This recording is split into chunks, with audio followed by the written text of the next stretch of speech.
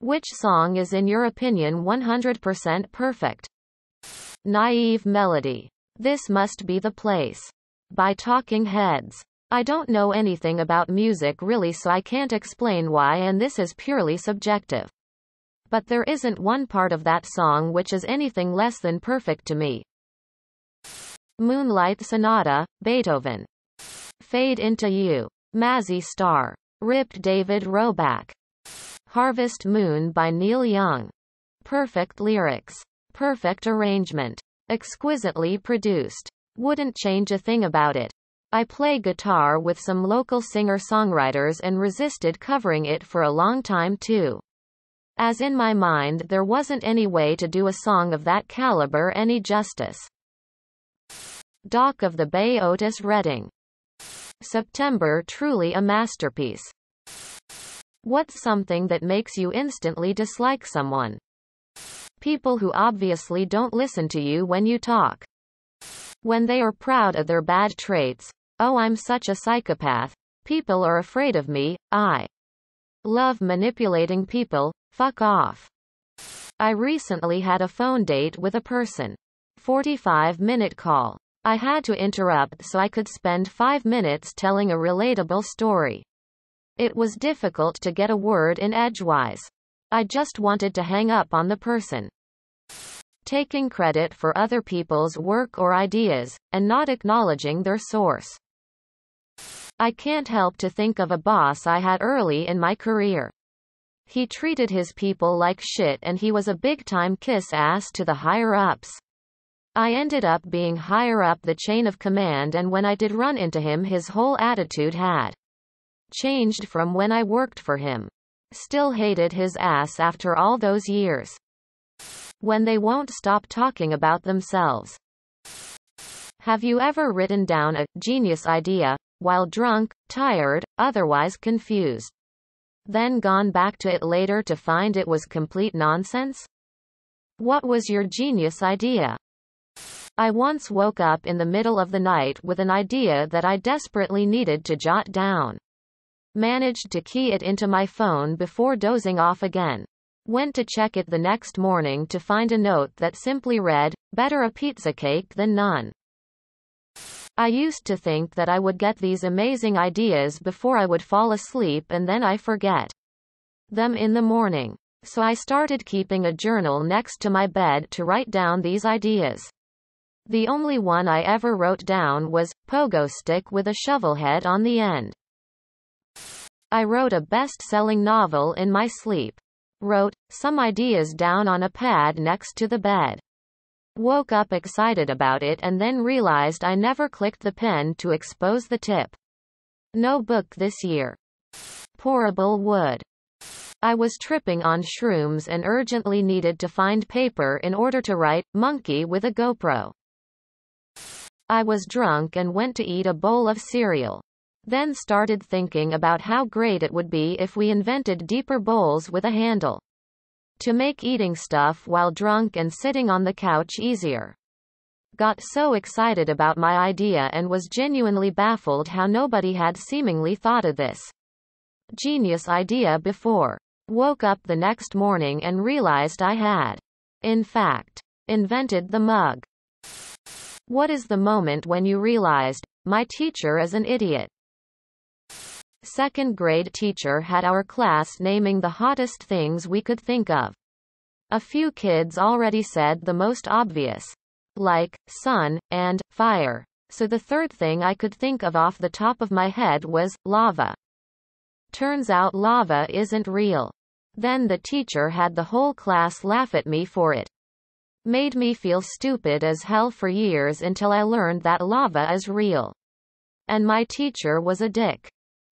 After a substitute chemistry teacher heated a test tube over a Bunsen burner. While securing it in a test tube holder, he absent-mindedly handed the red-hot test tube to a student standing nearest to his demonstration. The boy, trusting that it must be okay, got his hand badly burned and, of course, the glass test tube shattered on the floor. Both our AP English teachers believed they had figured out the origin of the idiom. Lock. stock, and barrel. It meant the whole store. Which was the lock on the door, the stock on the shelves, and the barrel of crackers. The kid who sat behind me in homeroom, for show and tell, brought in a couple of Pennsylvania rifles. One a caplock, the other a flintlock, each of them with a lock, stock, and barrel. When she wrote amateur code on my first project in C++ class. No shit, it's amateur, it was my first program, lol. When my English teacher, I'm from Italy so we have English as a second language, said lettuce instead of lettuce. She was also one of the worst teachers and ended up getting replaced. When my grade 2 teacher tried to hold me back a year, only to discover that she thought I was my older sibling, 3 years my senior, whom she had also taught in the second grade. TBF, she was way too old to still be teaching. She may have been senile. Edit. The teacher's intention to hold me back a year was all the more patently insane because I had good grades for a 7-year-old. Whereas my sibling, though not a dullard, didn't. So I come home with an excellent report card along with a letter to my parents that I'm gonna be held back due to poor grades. WTF. Since Santa is old, and coal was considered worthless back in the day, what new worthless item could Santa give to naughty children in 2021? We currently misinterpreted what naughty kids get coal originally meant. For a poor family in December, coal was the difference between warmth and freezing, hot food and not. Coal was not something mean. It was like socks. Now. Blockbuster gift cards. A 2021 calendar. Outdated phone chargers. A rotten package of squid. Still coal. At least in the old days you could bung it on the fire and it'd have some use. Nowadays it has no practical non-violent use. What is something you can't believe people spend a lot of money on? Rare plants. I've seen variegated single leaf cuttings go for $2,000 and really rare established plants can be in the $10,000s. The newest styles every season.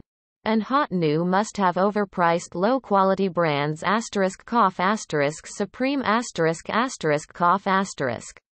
I find it incredibly ironic that obey became such a trend that everyone lapped up. Clothing brands rake it in on people vanity and the need to be seen. Money talks. Wealth whispers. Shoes. I understand people like and love certain things. I literally wear my shoes out to the point they're falling apart, so to me shoes are just shoes. Weddings. The average one apparently costs somewhere around $20,000. Fucking how? Maybe beating a dead horse. But NFTs. People have spent thousands of dollars on some shitty picture of a monkey.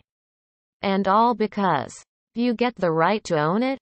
Okay. And? Who is ever going to challenge or try to buy your ownership of the worst art ever? NFTs. Serious.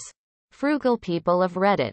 What's a way to save money that most people don't realize?